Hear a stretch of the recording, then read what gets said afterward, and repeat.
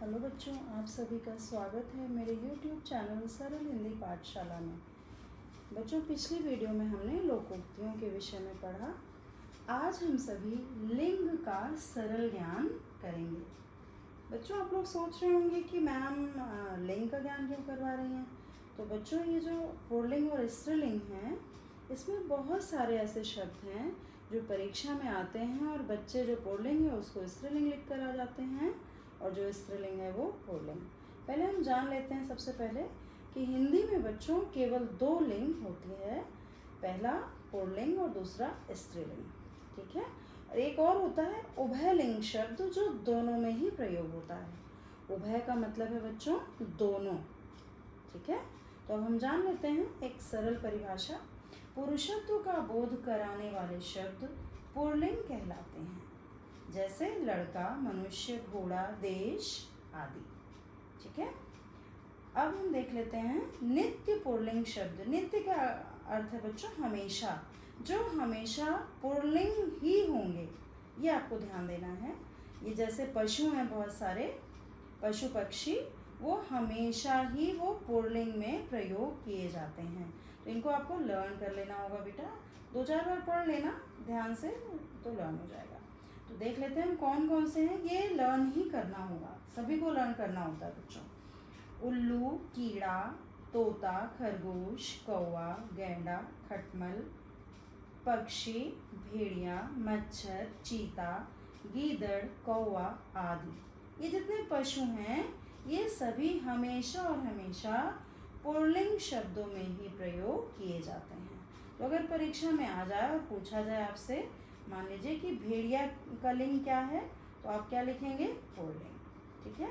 अब इसी प्रकार बच्चों स्त्रीलिंग भी कुछ शब्द हैं जो हमेशा स्त्रीलिंग में ही प्रयोग किए जाते हैं। तो ये अब देख लेते हैं हम लोग कौन कौन से शब्द हैं। जैसे संतान। संतान जो है वो हमेशा स्त्रीलिंग है, चाहे वो लड़का ही है, किसी को लड़का है फिर भी कहेंगे उसको संतान बोलेंगे तो वो स्त्रीलिंग में प्रयोग होगा। तो संतान। सवारी। सवारी में भी देखो स्त्रीलिंग पुल्लिंग दोनों बैठते हैं, है ना, लड़का लड़की दोनों, लेकिन जब सवारी आएगा तो वो केवल स्त्रीलिंग। ऐसे ही मछली। मछली में भी स्त्रीलिंग पुल्लिंग होता है, लेकिन वो हमेशा स्त्रीलिंग यूज होगा। मक्खियों में भी स्त्रीलिंग पुल्लिंग है। मकड़ी, मैना, लोमड़ी, गिलहरी, कोयल, भेड़, बुलबुल, छिपकली और तितली आदि। ठीक है बच्चों। तो ये आपने देख लिया कि ये सारे हमेशा ही स्त्रीलिंग शब्द में प्रयोग होंगे। ये आपको दोनों ही हमेशा ध्यान रखना है, ये इम्पॉर्टेंट है बेटा, परीक्षा में पूछा जाता है। ठीक है। अगला हम देख लेते हैं उभयलिंगी शब्द। उभयलिंगी का अर्थ मैंने क्या बताया? दोनों ही लिंगों में जो प्रयोग होते हैं बेटा। ठीक है। कुछ शब्द पुल्लिंग और स्त्रीलिंग दोनों रूप में प्रचलित हैं। यदि वे स्त्रीलिंग के लिए प्रयुक्त हों, प्रयुक्त मतलब प्रयोग में आए, तो स्त्रीलिंग कहलाते हैं, तथा पुरुष के लिए प्रयुक्त हों तो क्या कहलाते हैं? पुल्लिंग कहलाते हैं। अब ये शब्द कौन कौन से हैं देख लेते हैं हम। राजदूत, डॉक्टर, मंत्री, प्रधानमंत्री, राष्ट्रपति, अध्यक्ष, मैनेजर, प्रोफेसर, सचिव, सभापति, निदेशक आदि। ठीक है बच्चों। एक और इम्पॉर्टेंट बात है, जो उभयलिंगी शब्द हैं उनकी लिंग की पहचान उनकी क्रिया से होती है। ठीक है। जो भी क्रिया लगी होगी, जो काम वो कर रहे होंगे, उससे पता चलेगा कि वो स्त्रीलिंग है या पुल्लिंग है, क्योंकि ये दोनों में प्रयोग होते हैं। अब हम एक एग्जाम्पल ले लेते हैं। जैसे कोई डॉक्टर मेल अगर आ रहा है, पुल्लिंग डॉक्टर है कोई, तो हम बोलेंगे डॉक्टर आ चुके हैं। ठीक है। और अगर फीमेल है, स्त्रीलिंग डॉक्टर है, कोई लड़की डॉक्टर है, तो हम क्या बोलेंगे? डॉक्टर आ चुकी हैं। क्लियर हो गया बच्चों? बच्चों देशों के नाम। देशों के नाम ज़्यादातर बच्चों पुल्लिंग होते हैं, जैसे भारत, चीन, जापान, अमेरिका, इंग्लैंड आदि। अगला है हमारा बच्चों पर्वतों के नाम।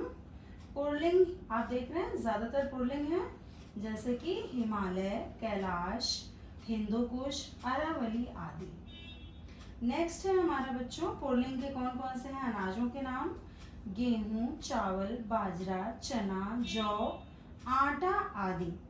बच्चों इसमें अपवाद है। अपवाद का मतलब क्या है? एक्सेप्शनल्स होते हैं, है ना, कि ये हमारे अनाज हैं लेकिन ये स्त्रीलिंग में है। कौन कौन से हैं ये आपको याद करना है।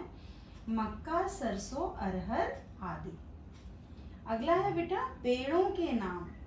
पेड़ों में देख लेते हैं पीपल, बड़, आम, जामुन, नीम, गुलमोहर, सफेदा आदि। बड़ मतलब है बच्चों बरगद का पेड़, ठीक है, बड़ कहते हैं इसको, बड़ भी कहते हैं और बरगद भी कहते हैं। अगला इसमें भी अपवाद है बच्चों। पेड़ों के नाम आपको बताया गया ना, पुल्लिंग में है लेकिन इसमें भी एक्सेप्शनल है। चंपा, बकाइन, चमेली आदि, ठीक है। नेक्स्ट है हमारा धातुओं के नाम। धातुओं में भी बच्चों देख लेते हैं हम कौन कौन सी धातुएं आती हैं जो पुल्लिंग में है। सोना, तांबा, पीतल, लोहा आदि। और इसमें भी एक्सेप्शनल है बेटा, अपवाद है चांदी। धातु है चांदी लेकिन वो किस में है? स्त्रीलिंग में। ऐसे ही अगला है हमारा बेटा ग्रहों के नाम। ग्रहों में देखिए कौन कौन से हमारे आते हैं पुल्लिंग में। मंगल, शनि, चंद्र, सूर्य, तारा, ध्रुव आदि। इसमें भी एक्सेप्शनल है बेटा क्या? पृथ्वी।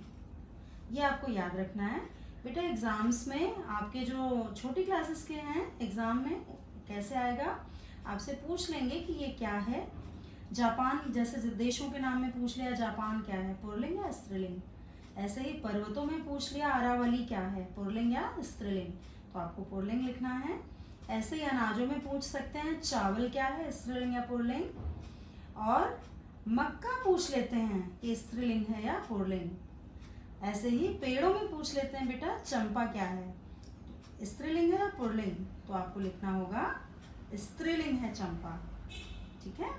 ऐसे ही धातुओं के नाम में चांदी को पूछ लिया जाता है, क्योंकि अब बताया जा रहा है ना धातुएं ज्यादातर पुल्लिंग में है। ऐसे ही चांदी को पूछ लेते हैं। ग्रहों में भी बेटा आप देख रहे हैं ज्यादातर आपके किस में है? पुल्लिंग में, लेकिन पृथ्वी पूछ ली जाती है कि स्त्रीलिंग है या पुल्लिंग। बड़ी क्लासेस में तो आपके एमसीक्यू में आ जाते हैं ज्यादातर, और जो छोटी क्लासेस हैं उसमें वन वर्ड पूछते हैं। तो ये रहा बच्चों आपका पुल्लिंग।